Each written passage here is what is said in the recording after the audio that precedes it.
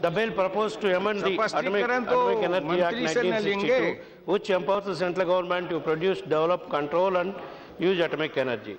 Hitherto, a government company was a company in which 51% of the total paid-up share capital is held by the union government.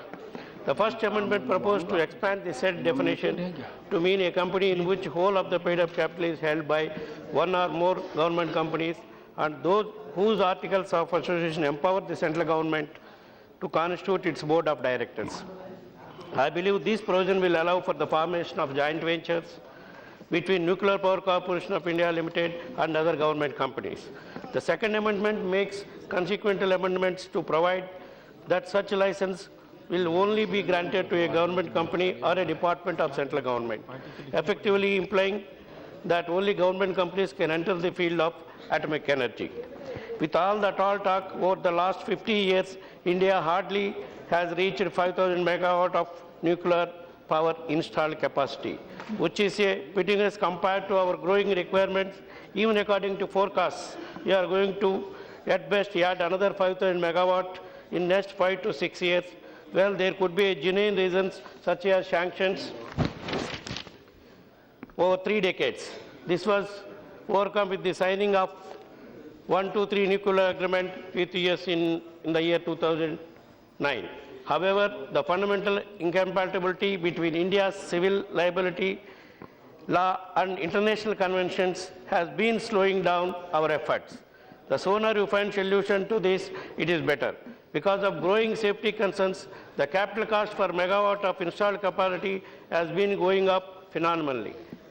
It is, if my information is correct, going to be 15 to 20 crores per megawatt for all upcoming power projects. The fuel charges are of course lower than that of coal and gas. It is time that the country takes a stock of where we stand with the nuclear power. What is not understood, however, is the reason for not encouraging private sector in this field. India is one of the leaders of the thorium revolution. An international magazine has recently observed, I quote, given the importance climate change has assumed on the Indian agenda, it would be foolhardy not find synergies between Indian interests and the several promising international private ventures.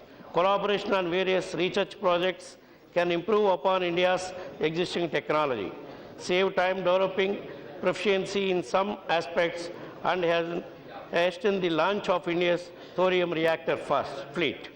Unquote. Clearly, there is interest among Indian big business leaders to enter into the new and challenging sector that holds a lot of opportunities. With appropriate regulatory framework, private participation in the nuclear energy can stimulate competition and harness large pools of capital in service of national development goals. The first step, however, would be to stop stepmotherly treatment of private players in the nuclear sector. Another area where the country has not fully exploited the potential is in nuclear medicine. We should encourage research in this important medical specialty involving application of radioactive substances in the diagnosis and treatment of many diseases like cancer. Chairman sir, I thank you for giving me the opportunity which helps me to raise an important issue concerning about my constituency. I am saying this because I had written a letter to Honorable Minister about why Government of India and Government of Andhra Pradesh deciding to shift 6,000 megawatt of nuclear power plant from Haripur in West Bengal to an area in Prakasam and Nellore districts in Andhra Pradesh. They are doing this in view of West Bengal government's outright rejection of the nuclear power plant there. The plant is proposed to set up in collaboration with Russia's Rosatom in AP.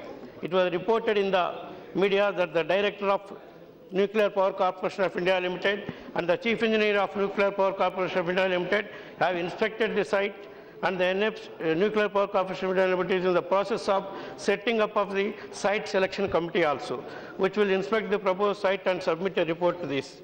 I had already written a letter about this to Honorable Minister Sir.